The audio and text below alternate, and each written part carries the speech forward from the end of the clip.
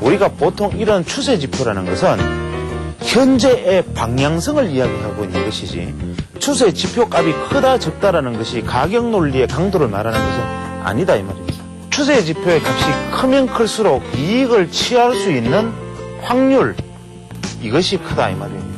옆으로 오든 밑으로 오든 가격이 꺾이든 펴지든 무조건 조정의 가능성이 있는 것이다. 다만 이것이 훅이냐 아니면 크로스냐라는 것을 예측할 수 있는 방법은 다른 방법이 있는 것이죠. 쉽게 말하면 이 플러스 D와 마이너스 D를 이용한 교차 전략이 보편적인 것이죠.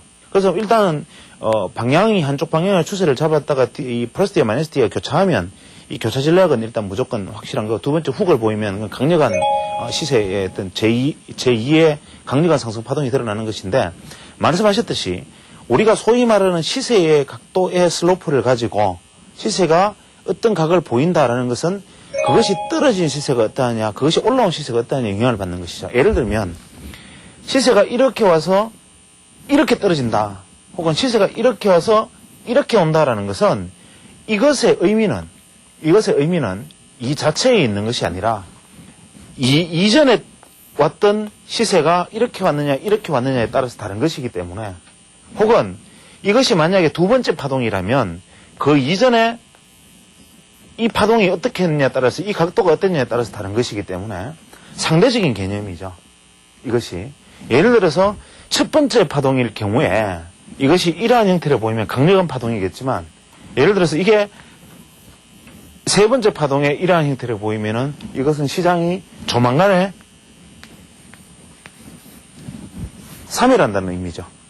그렇기 때문에 이것이 이러한 모양을 보이는 것이 위치가 중요한 것이지 단순히 각도가 중요한 것은 아니기 때문에 이것이 DMI가 크로스냐 훅이냐라는 것을 예측할 수 있는 수단은 아니고, 사실 엄밀하게 말하면 이건 시세의 안목에 속하는 것이고, 제가 다시 누차 말씀드리지만 이 시세라는 것은 DMI와 같은 이러한 어떤 지표들은 우리가 가장 큰 착각 속에 빠져 있는 것은 뭐냐면, 이 단순 추세형 지표라는 것은 내가 타는 차가 서울 가는 기차냐 부산 가는 기차냐만 가르쳐주는 거죠. 서울 가는 기차인데 KTX냐 완행이냐 비둘기호냐 무궁화인지는 다 모른다 이거예요. 그래서 탔을 때 내가 선택하는 것이죠. 이 지표값만 선택한다는 것은 어떤 리스크를 범하는가 하면, 비둘기호 타고 오늘 10시간을 가도 좋으니까 부산만 가면 된다, 나는 틀리게 타면 안 된다, 이랬을 때 보는 개념이라고 생각한다면 그 외에 다른 지표값들을 어떻게 생각해야 돼? 그러면 강도를 나타내는, 방향은 틀려도 좋으니까 강도만 맞추자라는 지표하고 결합이 돼야 될 거죠. 이럴 때 결합할 수 있는 가장 좋은 건 뭐겠습니까? MACD 오실레이터 값 같은 것들이 이럴 때는 굉장히 중요한 컨비네이션으로 작용을 하겠죠. 그 다음에 이것이 최대치에서 쉽게 말하면 이 격을 다 벌리고 다시 이제 방향을 바꾸는 것이 아닌가라는 기대는 어떤 걸로 해야 되겠습니까? 추세 반전형 지표, 스타캐스틱 RSY와 같은 추세 반전형 지표들이 다이버전스를 보이느냐 이 시점에서, 아니면은 실제 70, 80을 넘어서 고점대를 형성해서 이제는 그쪽에서 기준선을 데드크로스하고 훅을 보이느냐, 뭐 이런 것들이 추세 반전형 지표를 보이느냐 하는 것들이 여기서는 이제 방향성의 반대 방향을 예측할 수 있는, 보완할 수 있는 값으로 작용하겠죠. 질문이 있으시다고. 예. 네. 예. 저는 각도에 대해서 잠깐 물어보겠습니다. 예. 그 각도는 왜곡되면 반드시 보정된다. 예. 강의를 여러 차례 제가 들었습니다. 그래서 그 각도가 어떻게 보정되는가 간단하게 예를 들어가지고 설명을 좀 해주셨으면 좋겠습니다. 다시 우리가 각도의 보정이다, 이게 각도의 변화냐 보정이냐 이 두 개만 알면은 사실 시세는 끝난 겁니다. 이거는 왜냐하면 우리가 넓게 이야기하면은 실제로 시장이라는 것이 뭐 어떠한 슬로프를 보이든 간에 시장이라는 것이 뭐 이렇게 가다가 이렇게 온다 뭐 이런 전제하에서 움직이는 거잖아요. 다만 이것이 저점이 이제 계속 높아지면 틀려지는 건데, 우리가 각도를 이야기하기 전에 먼저 이 생각을 한번 해봅시다. 우리가 전고점을 돌파한다는 게 어떤 의미가 있는 거라고 생각되십니까? 이 고점 돌파의 의미라는 것은 이 하락의 그림자를 완전하게 벗어났다 이 말입니다. 이것이 굉장히 강한 매물대로 작용을 하거든요, 이 갭이. 그래서 보통 이게 넘어오면 여기서는 계속 이렇게 한 번 들어오면 이 안에서 이렇게 움직이잖아요. 이렇게. 그렇기 때문에 또 만약에 내가 이것을 넘어갔다는 것은 무엇을 의미하느냐 하면 하여튼 뭔가 이것과 이것이 보여주는 어떤 이러한 어떤 시세의 그림자를 이게 지금 시세가 돌파했다 이것을 의미하는 거예요. 돌파되는 슬로프가 이렇게 여기서 이렇게 오는 슬로프하고요.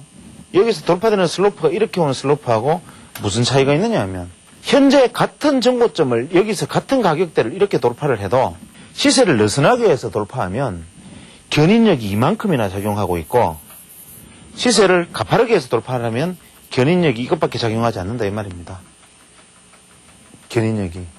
여기서 말하는 견인력이라는 것은 무엇이냐면 여기서 시세를 다시 매매를 하면서 이 안에서 이익 청산을 하려는 흐름들이 또 나타날 거 아니에요. 이 흐름 속에는 여기서 손실을 보았던 사람들이 손실을 만회하면서 이 시점에서 예를 들어 이게 2시간 전이었다고 가정을 하죠. 손실을 보고 로스컷의 기회만 노리던 사람들이 반등하면 매물로 작용하려는 것도 있지만 반대로 여기서 매수했던 사람들이 청산 욕구가 갈수록 강해지잖아요. 그러죠.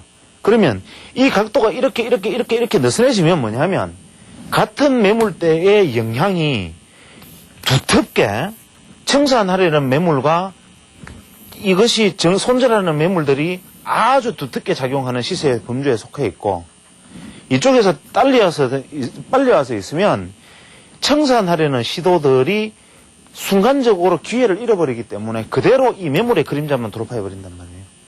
만약에 이렇게 가파른 상태로 이렇게 상승을 해버렸을 때 이 직전의 모습이 중요하다. 이 말은 무엇이냐면 이렇게 가파른 것도 중요한데 만약에 직전이 이렇게 왔을 때 이렇게 가파르게 온 것하고 직전이 이렇게 왔을 때 이렇게 온 것의 차이는 엄청난 거예요.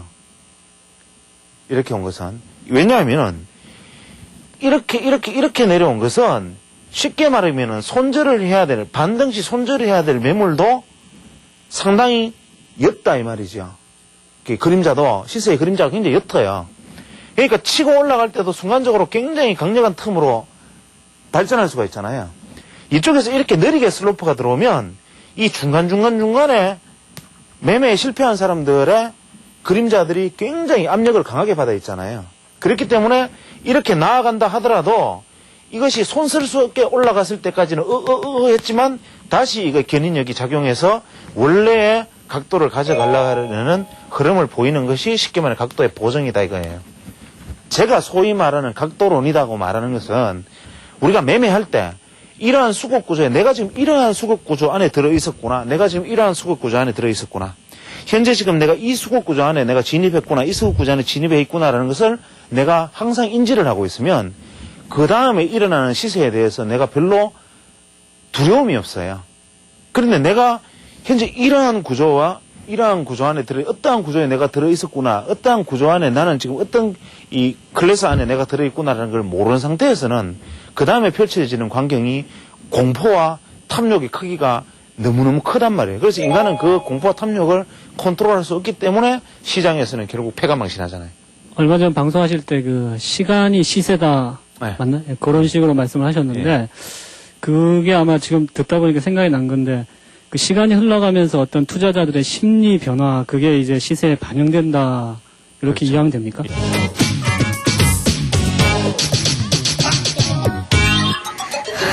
기본적으로 우리가 시세의 구조라는 것은 이 어떤 것을 가지고 있냐면 가장 중요한 것은 보유피로입니다. 우리가 보유피로를 느끼는 상황은 그 다음에 전개될 상황은 상당히 극단적이고 민감도가 높은 상황으로 전개된다는 거예요.